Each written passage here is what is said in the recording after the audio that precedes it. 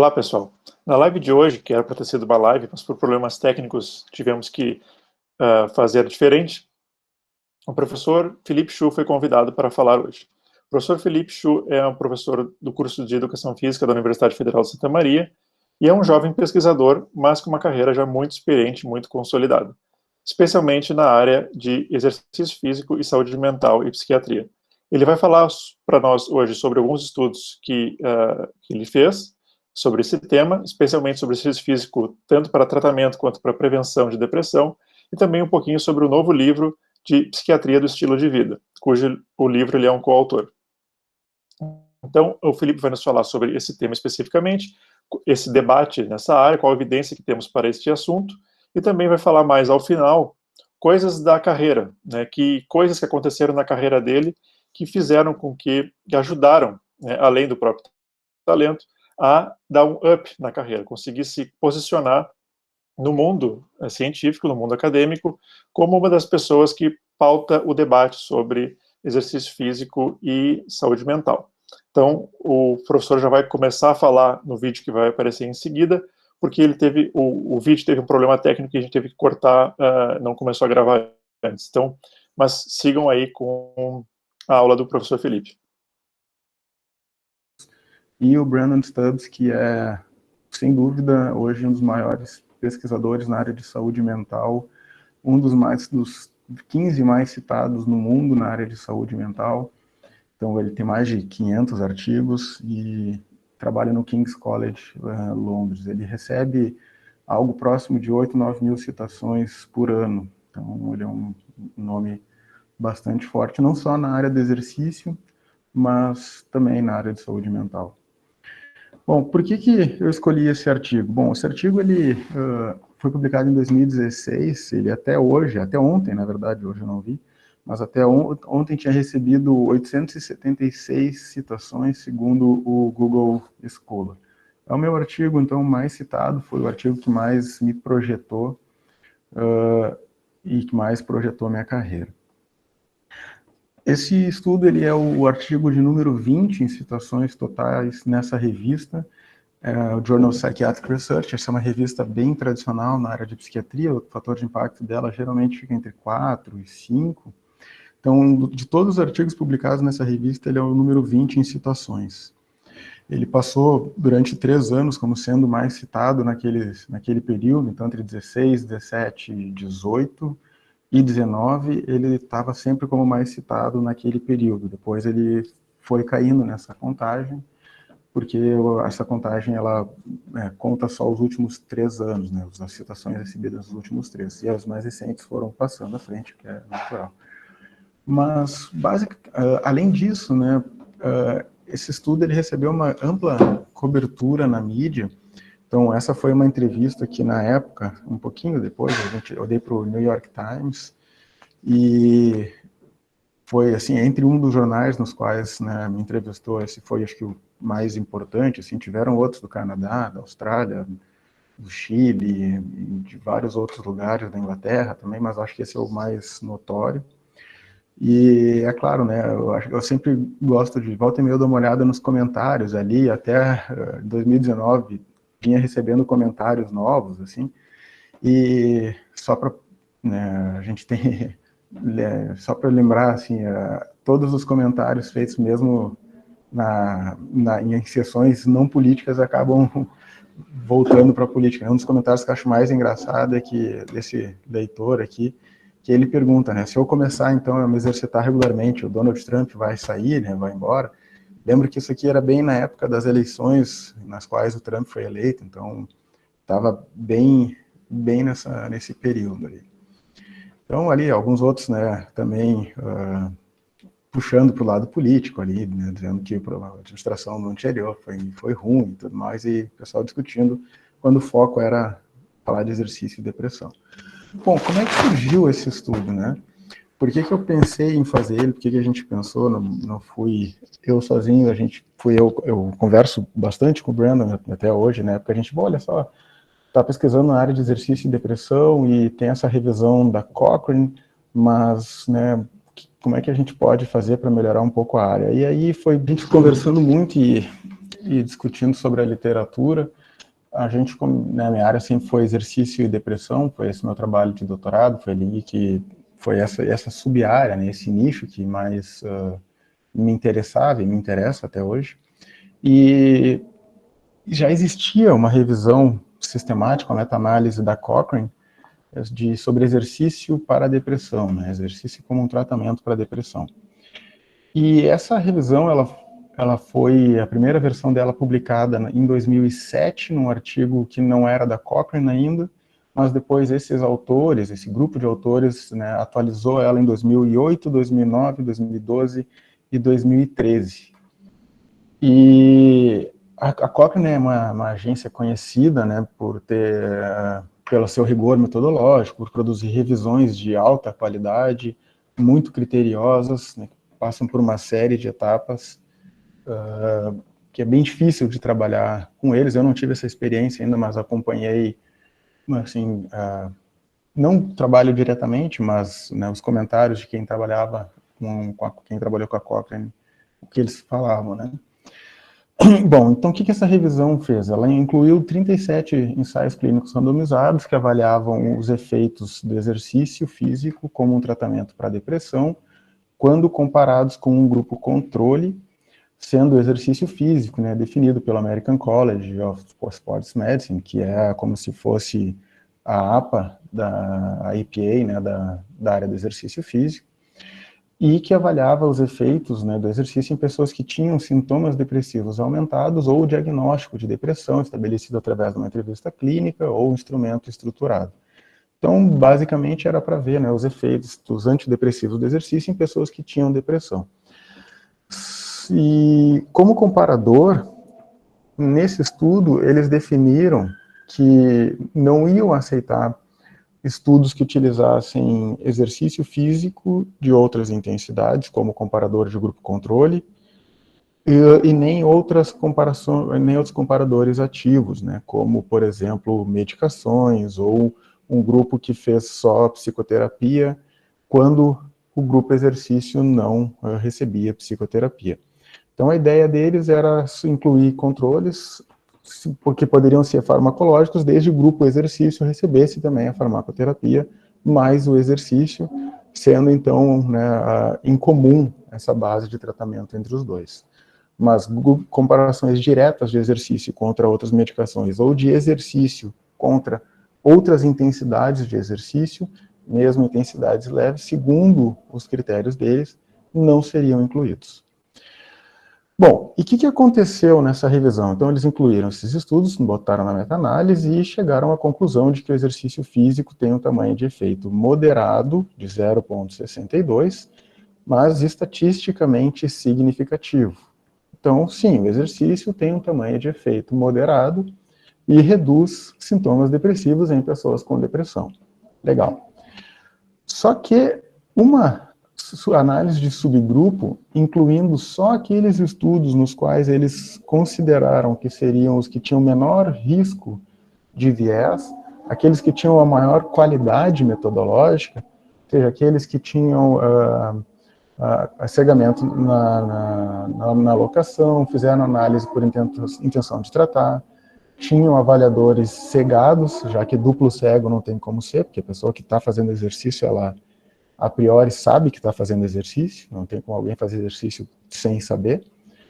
E quando eles incluíam só esses estudos, eles identificaram que 3 fechariam esses critérios, e a meta-análise desses 3 estudos sugere um efeito fraco, 0,42, já um efeito mais fraco do que 0,62, e não mais estatisticamente significativo. O P saía de 0,0001, que era menor, e foi para um P igual a 0,066. Bom, só que esse pesquisador, o Pantelimon Akekax, que é um crítico muito assíduo da área e uma pessoa muito inteligente e muito paciencioso também, ele revisou aquela revisão da Cochrane, pegou ela e viu, olha, tem alguma coisa que está acontecendo aqui. de 2007, na primeira versão, 2008, 2009, 2012, 2013, até a última versão, o tamanho de efeito encontrado nessas revisões, eles foram diminuindo, sendo que em 2013, pela primeira vez, foi identificado, né, que com os estudos de menor risco de viés, aquele efeito não mais seria significativo. Então, ele escreveu esse artigo, intitulado Querida, eu encolhi o tamanho de efeito padronizado, um guia de avaliação prática de revisões sistemáticas e meta-análises, utilizando a revisão da Cochrane do exercício para depressão como exemplo. Então, basicamente, ele listou todos os problemas que aquela revisão tinha. Esse artigo, ele resultou, esse artigo ele tem mais ou menos umas 30 páginas em texto, né, na versão de Word dele, então é um documento extremamente extenso, e alguns dos problemas que eles listaram foi que eles diriam que não iriam incluir estudos que usassem exercício como comparador, e incluíram. Esse estudo, por exemplo, aqui da DOSE, ele usa um grupo de baixa intensidade de exercício como comparador, que é o estudo da Andrea Dunn. Eles incluíram estudos que não eram de exercício, mas sim de promoção de atividade física, que é promoção de atividade física em estudos, digamos assim, olha, pega um grupo de pessoas e diz para elas irem fazer exercício, e o outro grupo tu não diz nada, que é diferente de tu pegar um grupo com pessoas e propor uma intervenção que vai ser mais estruturada e que vai ter uma avaliação de acompanhamento. E ele disse que não, isso aí não é exercício físico, isso é promoção de atividade física, porque não tem uma estrutura, está fora daquele conceito do American College. Ele demonstrou erros na escolha dos grupos, erros na avaliação dos critérios de qualidade dos estudos, então praticamente erros em todas as partes do estudo de uma revisão da Cochrane.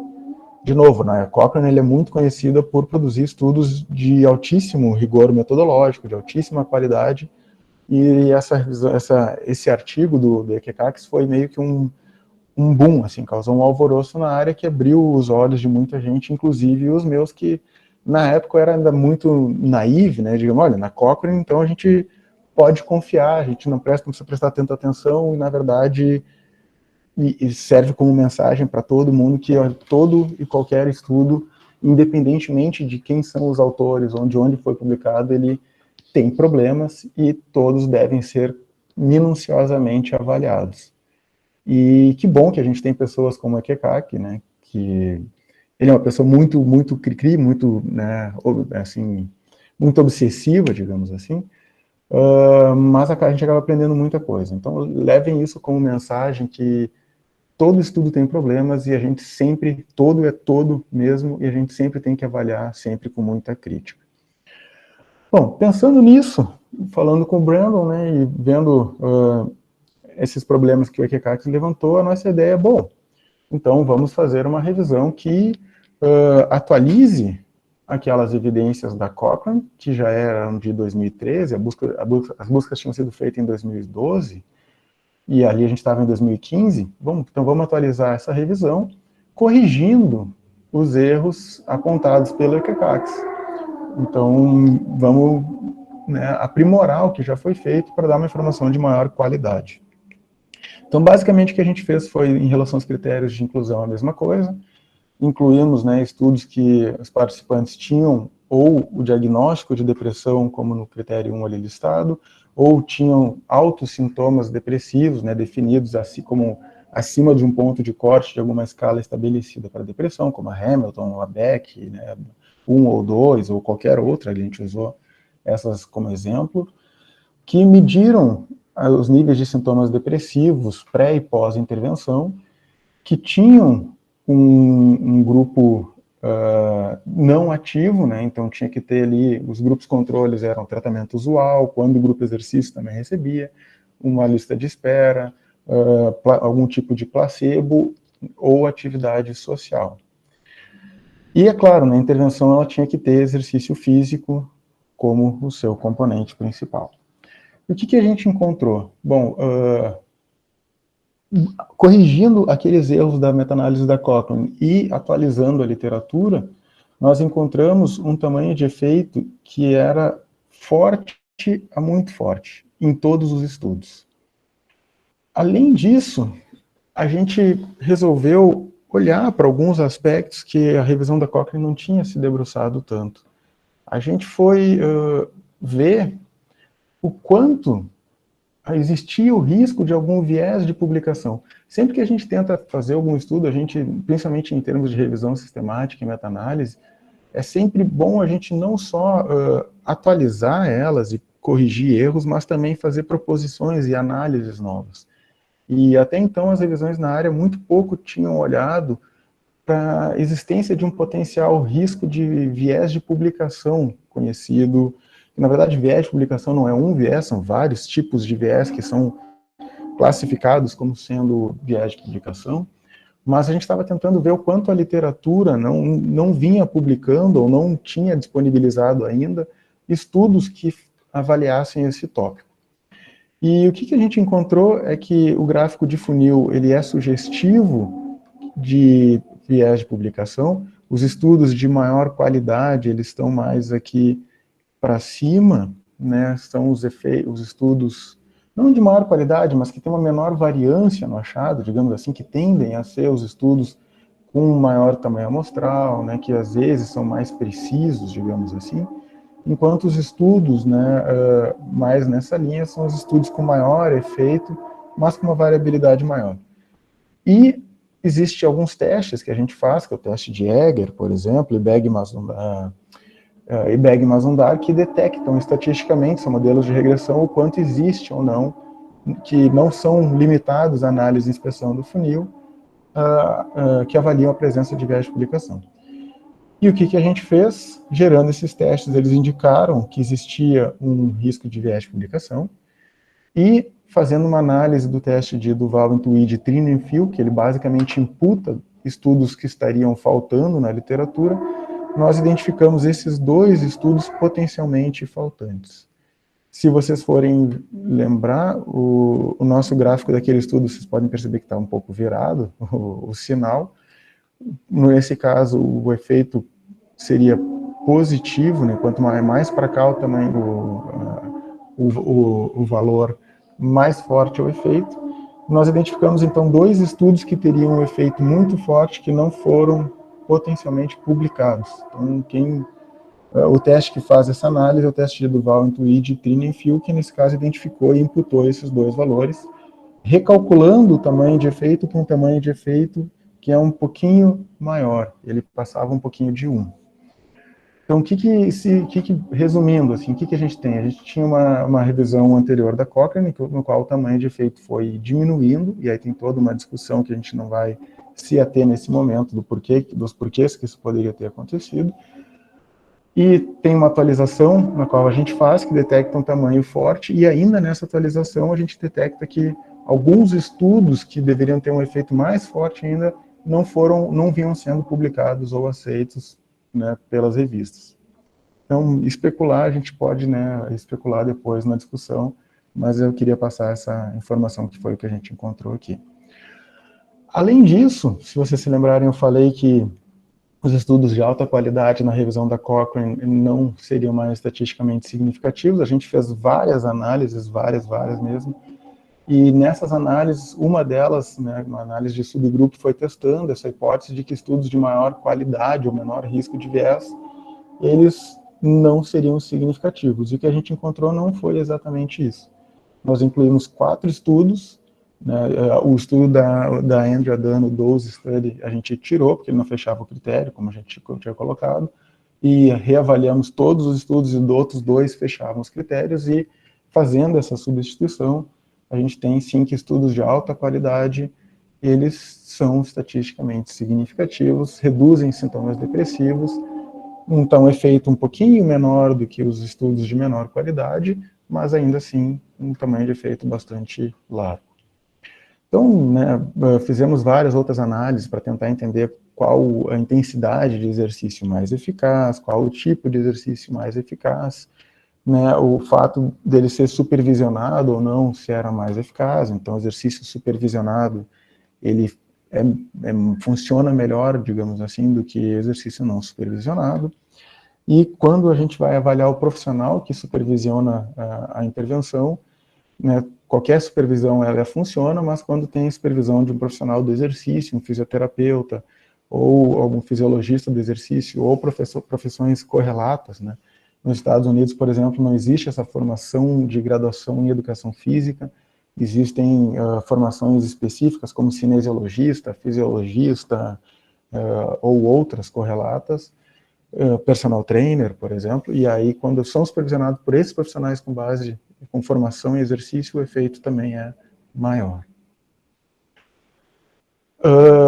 Bom, cabe eu dizer também que essa revisão, ela além de ter impactado muito a carreira e o campo, agora a gente está fazendo, nesse momento, uma atualização dela. Na verdade, as análises já estão prontas, a gente está preparando o manuscrito, e dessa vez quem está liderando não vai ser eu, vai ser um colega meu da Alemanha, o Andreas Heissel, e eu vou ficar como autor sênior dessa atualização que a gente está preparando, que, se tudo der certo, ano que vem deve já estar disponível. Isso porque a nossa foi publicada em 2016, e agora já fecharam 5 anos, e teve já um número de estudos substancial publicados nesse período que sugerem a necessidade de uma atualização desses achados. Bom, o segundo artigo que eu quero falar é esse artigo Physical Activity Incident Depression, a Meta-Analysis of Prospective Cohort Studies, e esse é atualmente o meu segundo artigo, né, mais citado, então, né, dá uma ideia para vocês. O American Journal of Psychiatry, ele é atualmente uma das revistas mais importantes de psiquiatria, e vem sendo praticamente desde toda a história, uma das revistas mais antigas também. E nessa revista, o nosso artigo, ele está como a segunda maior altimétrica de toda a história da revista.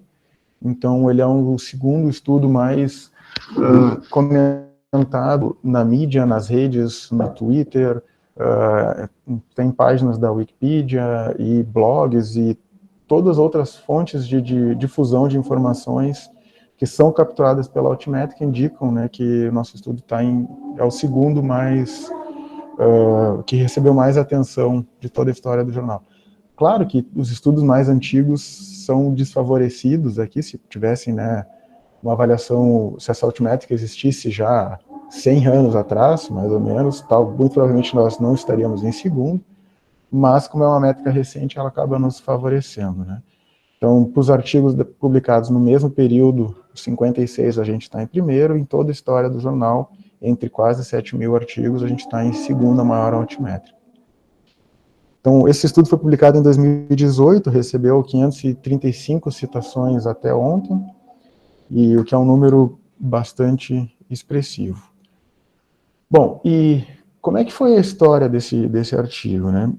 Esse artigo, ele nasceu de novo de uma nova conversa minha com o Brandon, e a gente estava discutindo esse artigo do George Mamen e do Guy Faulkner. O Guy Faulkner é um canadense que trabalhou com a gente em alguns projetos, né, do SIMPAC, por exemplo, que a gente construiu um questionário de atividade física para pessoas com transtornos mentais.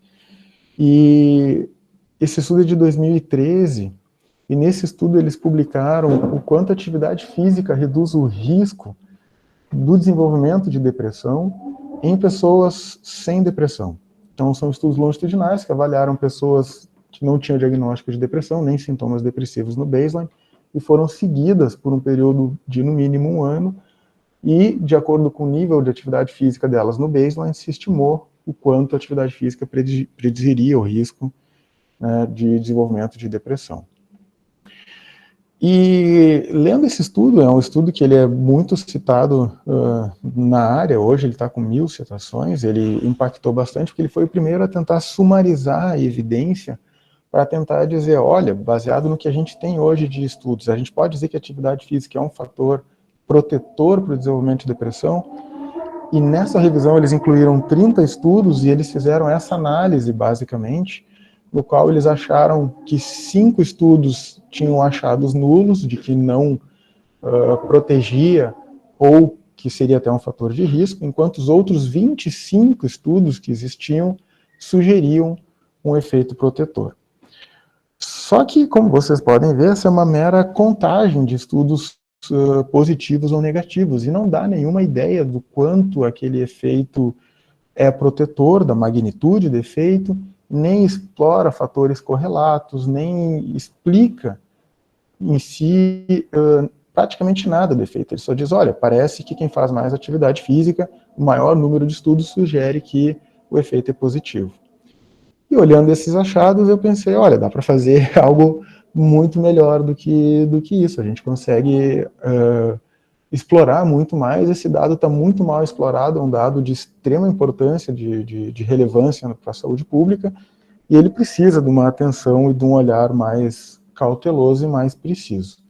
Foi basicamente isso que a gente fez. Então, a gente incluiu estudos longitudinais que avaliaram pessoas, no critério 1, que eram livres de sintomas depressivos ou de depressão no baseline. Então, se o estudo tinha incluído pessoas com depressão na análise longitudinal, ele já caía fora.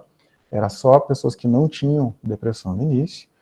Então, que tinha que ter avaliado a atividade física através de um questionário validado ou de uma medida objetiva. Tinha que ter um estudo prospectivo de no mínimo 1 ano, para conseguir minimamente ter um número de casos suficientes para desenvolvidos nesse período. Tinha que ter avaliado depressão incidente, então pessoas que desenvolveram depressão nesse período, e tinha que trazer, né, os dados em odds ratio, em hazard ratio, ou relative risk, risco relativo, e os intervalos de confiança, ou os números totais de expostos e não expostos que desenvolveram e não desenvolveram depressão nesse período. Com os dados brutos, a gente conseguiria calcular esses tamanhos de efeito, essas estimativas, e conseguiria incluir na meta-análise. Bom, nosso estudo a busca foi feita em 2017, em outubro de 2017, como vocês podem ver aqui. A gente incluiu um amplo número de bases de dados, o total foi mais de 13 mil estudos identificados com duplicadas, tirando as duplicadas, caiu para 11 mil estudos que foram avaliados, né, pelo menos pelo título e pelo abstract, a boa parte deles, mais de 400 a leitura completa, e no final a gente incluiu 49 estudos prospectivos que avaliaram o risco da atividade física proteger contra a depressão, somando informações de mais de 266, quase 267 mil pessoas, e seguidas, né, por 1.837.000 pessoas ano. Se vocês tiverem alguma dúvida sobre essas medidas, eu posso explicá-las depois nas perguntas. Então, basicamente, o que a gente achou é que, comparando pessoas que tinham maiores níveis de atividade física, quando comparado a pessoas que tinham menores níveis de atividade física, pessoas com maiores níveis de atividade física tinham 17% menos risco de desenvolver depressão do que as pessoas menos fisicamente ativas. Aqui, igualmente, a gente fez uma série de análises. Na verdade, esse gráfico aqui, que é essa figura, esse plot que eu mostro para vocês, ele é o plot só dos odds ratio ajustado. A gente calculou para odds ratio não ajustado, para risco relativo ajustado e para risco relativo não ajustado. Então foram 4 análises, sendo que essa a gente tratou como sendo a principal, por exemplo, que tinha maior número de estudos e por estar ajustando por covariáveis, mas a gente fez 4 plots desses. E cada uma dessas análises a gente fez essas análises de subgrupo mais uma série de meta-regressões. Então, no total, tem mais de 80 análises esse estudo. O que a gente tentou ver? Se esse efeito ele era diferente em relação ao continente no qual a pessoa residia, se era diferente em relação a como a atividade física era mensurada, se ele era diferente em relação à presença de sintomas depressivos ou diagnóstico de depressão, se era diferente em adultos, idosos ou crianças, e se as covariáveis que eram incluídas no modelo como variáveis de ajuste, elas influenciavam o tamanho de efeito. E, basicamente, o que a gente encontrou é que o exercício, a atividade física, né, pessoas que são mais ativas, elas têm esse efeito protetor e nos diferentes continentes. Tem alguma variância no tamanho de efeito, mas todos são protetivos, ou seja, é um fator de protetor que pode depender um pouco de fatores culturais, mas ainda assim é um fator protetor, não perde sua significância. Em relação a como foi medida a atividade física, só em relação à intensidade, que tem um único estudo, foi que a gente não encontrou significância, das outras formas todas foram significantes.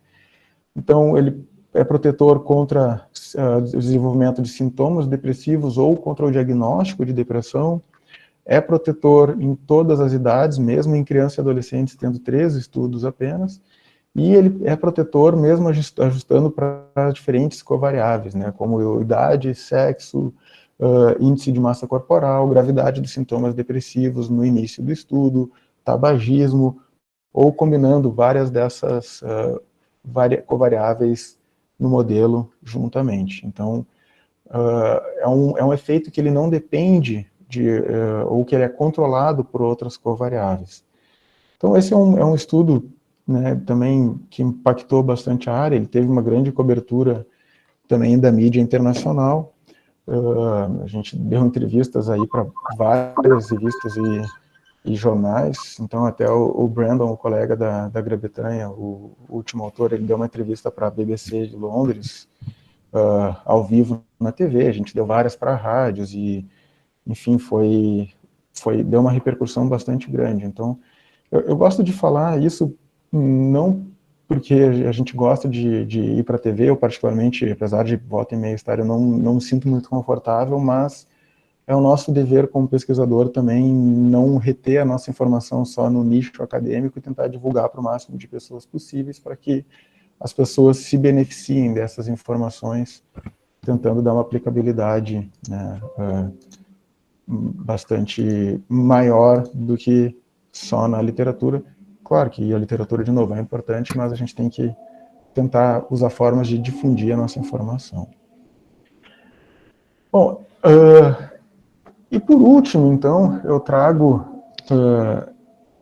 essa obra que o nosso livro, foi publicado esse ano, Psiquiatria do Estilo de Vida, um guia prático baseado em evidências. E, basicamente, eu posso dizer aqui que é um dos livros que sumariza da melhor forma possível no mundo hoje a evidência na área de psiquiatria do estilo de vida, não só aqui no Brasil. E o outro livro que existe é o do Norte, foi publicado antes da gente, foi em 2019. Ele tem um foco um pouquinho diferente, não é tão focado na pesquisa, o nosso é muito focado em pesquisas, em achados. Os autores foram instruídos, né, ou solicitados a que baseassem os capítulos sempre em artigos e não tanto em relatos e experiências. E a gente teve, né, a sorte de contar com um grupo extremamente qualificado de colaboradores em todas as áreas, e são mais de 53 colaboradores que trabalharam nesse livro com a gente, inclusive tendo pesquisadores da Austrália, como Simon Rosenbaum, meu colega da Austrália, a Felice Jaca, que é o maior nome hoje de nutrição clínica aplicada à psiquiatria, e o prefácio também a gente teve a sorte de ter o Michael Burke como escritor, né? Ele que escreveu o prefácio do nosso livro, que é uma grande honra. Então, a história, né, desse livro, e vocês podem acessar ele com esse QR Code aqui, eu descobri fazer isso essa semana com uma aluna minha, e essa é a Ana Carvalho, que é uma das autoras desse livro junto comigo, com o professor Beni.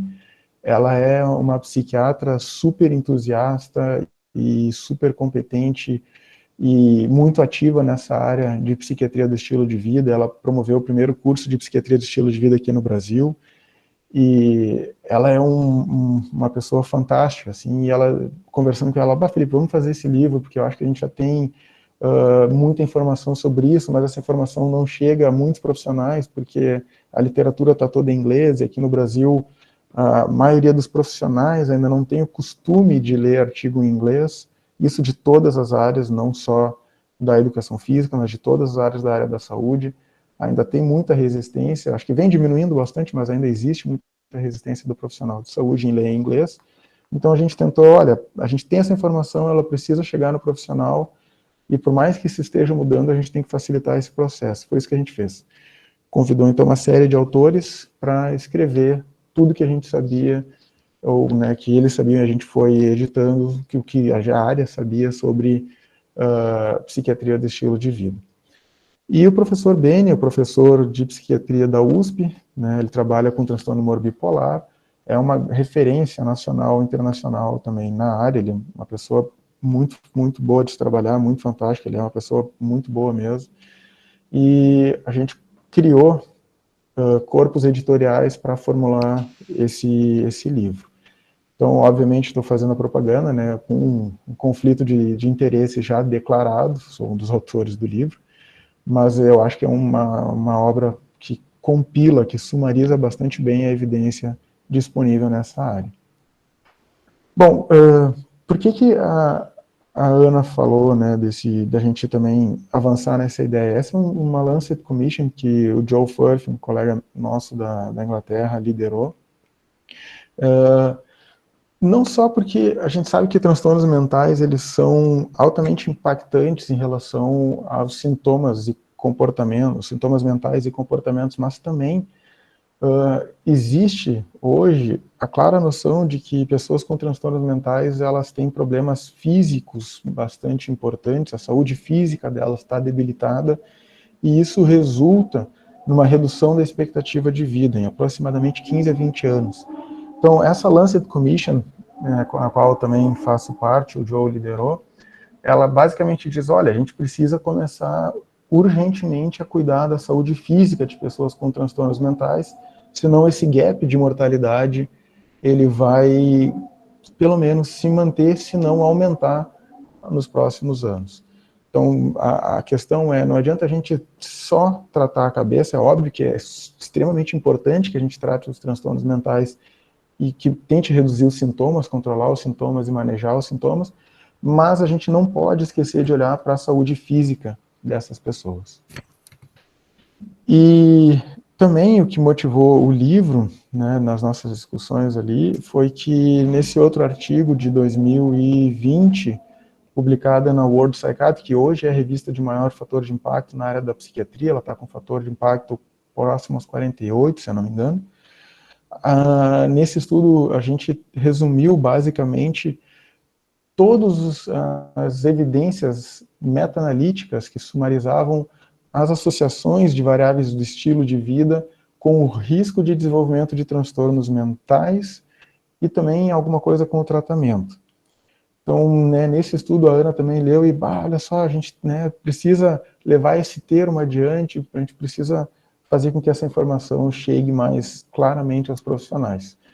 E essa é uma revisão bastante compreensiva, então tem todas as meta-análises e estudos de randomização mendeliana também, a gente acabou incluindo, que avaliaram, né, essa associação entre atividade física, sono, dieta e tabagismo com o risco de desenvolvimento de transtornos mentais.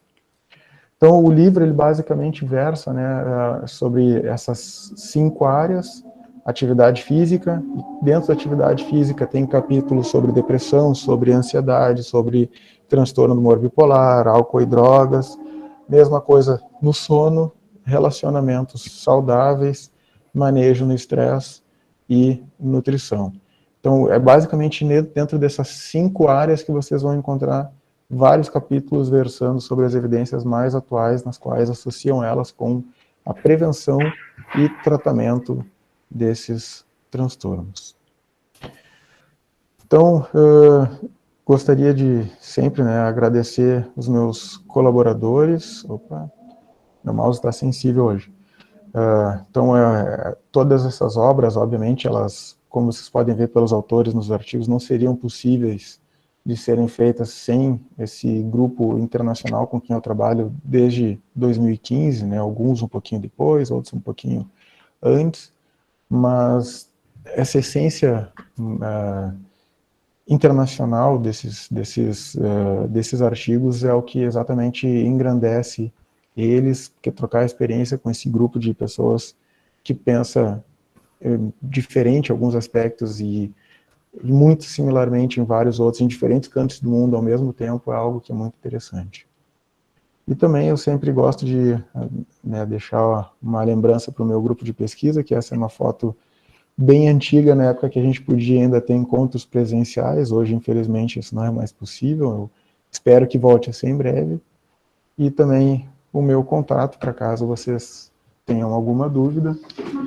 E, a partir de agora, estou aberto para perguntas e questionamentos. Muito obrigado pela atenção. Não tá.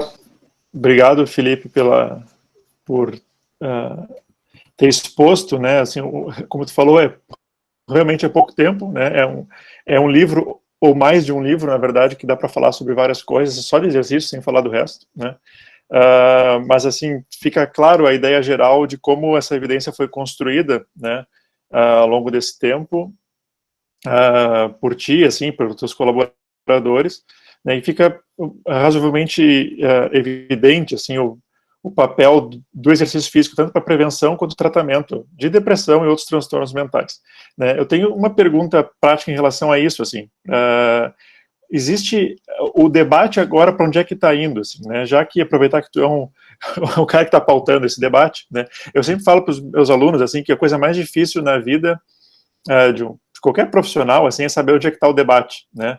A gente se perde muito no ruído e na bobagem, e hoje em dia ainda mais na desinformação, então a gente acha que o debate está aqui e o debate está lá. As pessoas estão discutindo outra coisa, né? Isso aqui já é assunto superado. Então, no debate desse assunto, né, exercício físico e saúde mental, existe algum debate que está indo, assim, para a linha de implementation science da coisa, assim, de como implementar exercício físico numa unidade psiquiátrica, por exemplo, como facilitar isso, assim, né? Bom, a gente sabe que funciona, e naquele estudo tu mostrou, né, também funciona a frequência, a intensidade do exercício, né, a gente tem evidência tanto para exercício aeróbico quanto exercício de levantamento de peso, etc. Mas, beleza, e como é que a gente implementa isso para o paciente, e tanto para o paciente quanto para a pessoa que não tem ainda o transtorno, né? Mas especialmente para o paciente, isso é o que mais meu concern nesse sentido, assim, né, de paciente internado, por exemplo. Tem algum debate sobre isso? Perfeito. Acho que a área hoje, da maneira com a qual eu vejo, ela tem dois grandes focos, assim. O foco primeiro é tentar entender de uma forma mais holística como promover estratégias que sejam eficazes e efetivas em termos de prevenção de transtornos mentais. Eu acho que a área toda da psiquiatria tem dado uma atenção maior. Por exemplo, pega o Pim Kuipers, por exemplo, ele tem batido muito nessa tecla de, olha, a gente precisa entender melhor como ter estratégias de prevenção universal, estratégias de prevenção específicas para populações específicas. É uma área que eu vejo que ela tem ganhado cada vez mais uma certa relevância, e no que, né, tange a área da educação física, da atividade física, é de como promover estratégias que, nesse caso, não são limitadas daí à psiquiatria, a elevar os níveis de atividade física em nível global, é algo que todas as áreas da atividade física, do exercício, têm se esforçado a fazer. Dentro dessa área, eu acho que é de particular interesse, e eu acho que tem até o Ekekakis, aquele pesquisador, ele está também batendo forte nessa linha de tentar entender quais são os modelos teóricos que podem nos auxiliar mais a tentar mudar a relação das pessoas com o exercício para que essa relação seja mais positiva e aí a gente consiga efetivamente aumentar os níveis de atividade física. Por exemplo, se a gente perguntar para a maior parte das pessoas, ou sugerir a elas que elas façam exercício, uma boa parte das pessoas vai dizer, não, exercício não, é sofrimento, exercício é ruim, eu vou suar, eu vou cansar, vai me doer. Por quê? Porque ela foi criado um significado de que o exercício ele é necessariamente associado à dor, a desconforto, a desprazer. Então, uma das discussões na área é como a gente vai fazer para ressignificar o exercício. Porque tem muitas pessoas que vão dizer, olha, minha experiência com o exercício é boa, é positiva, eu me sinto bem quando eu faço. Então, como é que o exercício que, ao mesmo tempo, faz muitas pessoas se sentirem bem, causa tanta repulsa por outras, né? Tem alguma coisa aí que está atuando, alguma força atuando, digamos assim, para que a gente não tenha essa visão positiva numa fração maior de pessoas. Então, um dos fatores que a gente acredita que explica seja essas memórias, experiências negativas que as pessoas tiveram ao longo da vida, que fazem com que o exercício seja altamente né, rejeitado, ou prontamente rejeitado nessas pessoas. Então, em termos de saúde pública, na área da psiquiatria tem essa linha de prevenção ganhando mais atenção. Dentre essas estratégias, a atividade física é uma, mas aí a gente acaba entrando em outra área, que é a área de prevenção, de promoção de atividade física em nível populacional, já que não é uma estratégia específica, é uma estratégia de promoção universal. E a outra área tem uma intersecção bastante grande com essa, e é exatamente como implementar, quais são as melhores formas de trazer esses achados para a realidade. E existem alguns grupos, né, com lógicas atacando em frentes diferentes. Por exemplo, ali o Philip Ward e o Simon Rosenbaum, lá da Universidade de New South Wales, da Austrália, eles estão com uma lógica de, olha, a gente sabe, os pacientes, a gente tem passado para eles a informação de que a atividade física e o exercício físico pode melhorar da depressão, e hoje é uma informação que ela é razoavelmente bem difundida. Então, todo mundo já ouviu na TV, no rádio, no jornal, que exercício faz bem para a saúde. Mas a informação por si só não é suficiente. E a linha que eles estão indo agora, em relação à promoção de atividade física em pessoas que já têm o transtorno, a gente tem que trabalhar no staff, porque um staff que tem uma visão mais positiva sobre o exercício, não só sobre o exercício, eles trabalham com outras linhas também, dieta, redução de tabagismo. Quando o staff ele incorpora essas estratégias como parte da sua vida, eles tendem a promover automaticamente esse comportamento para aqueles indivíduos. Por exemplo, tu está lá na internação psiquiátrica e aí chega o profissional de educação física e diz, olha, exercício é bom. E aí o paciente, não sei se é bom, talvez seja, mas não sei. E aí, tá, eu vou pensar, daqui a pouquinho eu apareço lá. Aí nesse meio tempo vem, sei lá, o técnico de enfermagem, enfermeiro, o médico, o psicólogo, vem qualquer outra pessoa e o paciente diz, o profissional veio me convidar a fazer educação física, mas eu não sei, né? E aí esse outro profissional, não dá, exercício não, eu não faço nada.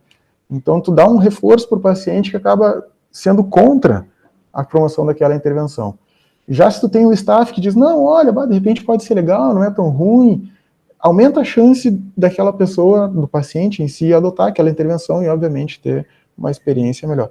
Então, tem vários estudos mostrando que o quanto o staff ele é mais ativo, maior tende a ser tende a ser a taxa de prescrição e recomendação dele ao exercício para os pacientes, e os pacientes tendem a ter maior adesão quando o staff não específico da área do exercício também colabora. Então é aquela coisa, é o óbvio, né? Se tu vai no profissional e ele diz, não faz exercício, acho que não vai te ajudar tanto, acho que não vai ser bom para ti, o paciente tende a dissociar essa informação, porque tem um diz que sim, outro diz que não, então eu tenho um dizendo que não, vou manter meu status quo, e acaba jogando um pouco contra. A outra linha, que é dentro dessa linha de estratégias motivacionais, é tentar entender quais são as barreiras que essas pessoas passam, e também, principalmente, pensar como superar essas barreiras. Então, óbvio que o sintoma depressivo ou o sintoma negativo, né, da esquizofrenia ou alguns próprios sintomas psicóticos, eles são barreiras adicionais para a prática de atividade física quando comparado à população geral. Isso é inegável. A taxa aumentada de comorbidades físicas também, dependendo da gravidade, por exemplo, pacientes que já têm complicações de diabetes ou doenças cardiovasculares em estágio mais avançado, também são barreiras adicionais que são um pouquinho mais difíceis da gente superar. Mas tem algumas outras barreiras que talvez a gente possa prestar mais atenção de modo a tentar facilitar e aumentar a adesão desses pacientes. Então, basicamente, na área de prescrição, mais especificamente, esse tem sido um foco, né, de olha, o que a gente vai ter que fazer para conseguir fazer com que as pessoas, de fato, tenham aderência. E essa linha de, olha, a gente tem que promover respostas afetivas positivas, é isso que eu mais tenho trabalhado nas minhas aulas de graduação, porque eu acho que é onde a gente mais erra como profissionais do exercício. Fazendo uma crítica, né, à minha profissão, durante a minha formação toda, a gente sempre ouviu que, olha, o importante do profissional de exercício é ajudar a perder peso, aumentar a força muscular, aumentar a capacidade cardiorrespiratória. Isso a gente faz muito bem. Nós profissionais de educação física, a gente sabe fazer muito bem isso aí. E a gente tem muita formação nisso, que tem sido o grande foco. Mas a gente não sabe como fazer uma pessoa que não gosta do exercício começar a gostar de exercício ou mudar essa percepção deles, e a gente também não sabe nem fazer, quem não tem decisão sobre isso, não sabe se gosta ou não gosta, a gente não sabe promover respostas afetivas, positivas ao exercício. Eu acho que, como área da pesquisa e também na prática, a gente tem que começar a treinar pessoas para que elas tenham mais chances de promover experiências positivas em relação ao exercício, obviamente também, principalmente pensando em pessoas com transtornos mentais que têm essas barreiras adicionais. E não, um terceiro foco, que é sempre um foco, mas não listei, né? Toda hora se discute, mas qual é a neurobiologia por trás, mas eu não coloco como as mais importantes, porque eu acho que, apesar de já ter sido, para mim, a mais importante por muito tempo, eu acho que hoje o principal é tentar entender o que a gente tem que fazer para conseguir deixar as pessoas, fazer com que elas sejam mais ativas e conseguir promover experiências positivas com o exercício. Eu acho que isso, para mim, é o principal. Hoje eu boto a neurobiologia ali um terceiro item, sem ressaltar muito, porque eu acho que, obviamente, é muito importante, mas com o que a gente sabe hoje, a gente não consegue entender muito bem o que está por trás disso, né? Acabei dando uma resposta ultra longa aí, mas... Não, mas isso é importante, né? É interessante esse aspecto comportamental, assim, né? Que ficou muito tempo, talvez, a filosofia do no pain, no gain, e isso é um desincentivo também a fazer o exercício físico, talvez. Né? É interessante trazer essas evidências do staff, né? Mexer porque, assim, a gente tem tentar promover essas questões, né, de colocar o exercício físico dentro de uma unidade de tratamento, por exemplo, né, é difícil também, complicado, a gente tem alguns lugares que tem os aparelhos, mas a gente não supervisiona, o paciente pode ter um acidente com aquilo, né, paciente grave, com a supervisão, se tu não tem também um trabalho com o staff, talvez isso não seja promovido, isso é interessante saber também. Então tem várias coisas aí para avançar na mudança de comportamento e conseguir prescrever exercício físico para um paciente grave e para o paciente de ambulatório, consultório também. Né, acho que esse debate é interessante e é interessante trazer essa questão motivacional, assim, né, e comportamental, de mudança de comportamento, né, como mudar um hábito.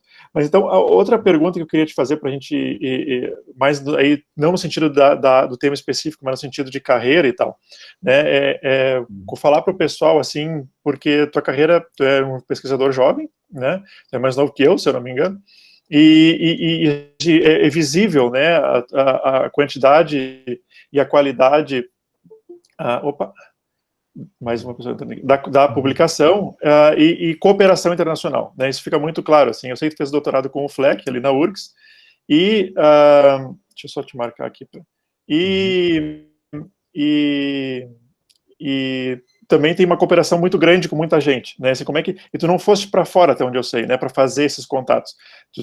Tua base sempre foi aqui no Brasil e tu conseguiu montar uma rede de cooperação altamente prolífica, assim, né? E num tema muito interessante, num tema que obviamente ali pelo que tu mostraste, né? Segundo mais citado do American Journal, é um tema relevante, né? As pessoas se interessam por isso. E um grupo muito coeso de pesquisa, assim, como é que foi ou não só como é que foi, talvez pudesse explicar em alguns minutos, assim, que eu sei que é difícil uma história dessa, mas é um memorial em alguns minutos, vamos dizer. Mas quais são, assim, recomendações, assim, né, para quem está começando, vamos dizer assim, quem está lá no IC e quer planejar isso na vida, assim, quais são, se tu teve alguma coisa que te chamou a atenção na tua carreira que foi um turning point, assim, ou não, ou foi uma coisa que foi indo e foram vários fatores, etc. O que tu diz sobre isso, assim? Legal.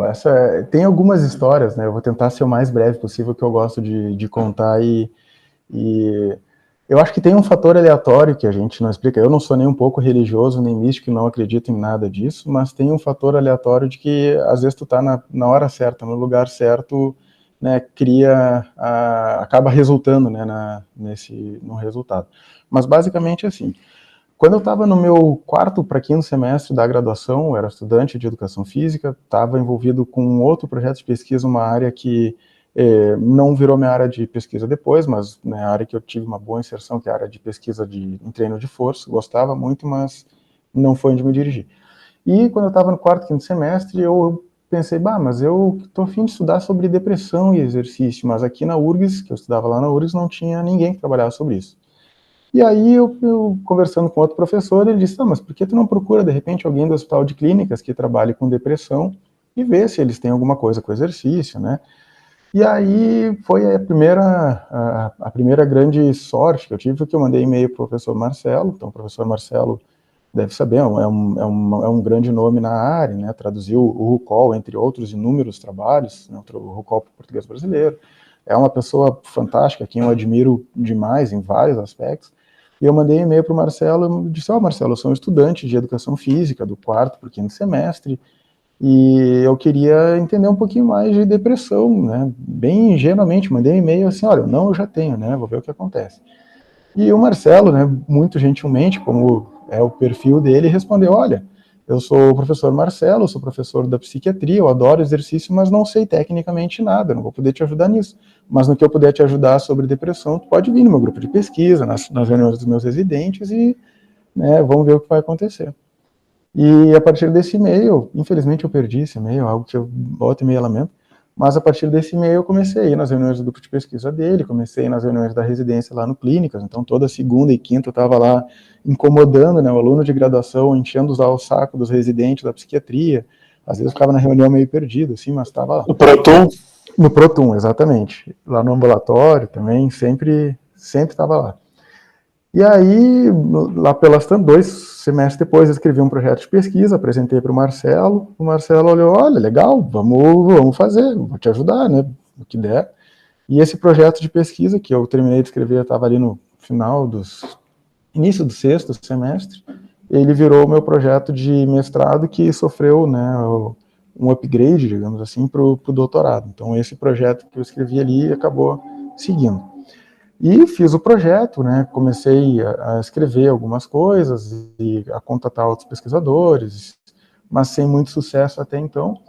E aí, quando eu defendi meu doutorado em 2015, eu defendi ele em fevereiro e em março, mais ou menos um mês depois, eu recebi um e-mail completamente aleatório, assim, na minha visão na época, do Simon Rosenbaum, que eu já tinha lido alguns estudos dele, que é esse pesquisador que depois, né, até hoje a gente trabalha e conversa bastante, e ele dizendo, olha, a gente está criando um instrumento de avaliação do nível de atividade física para pessoas com transtornos mentais, que a gente sabe que o IPAC que existe hoje, ele não captura bem alguns aspectos importantes dessa população, e a gente quer criar um novo.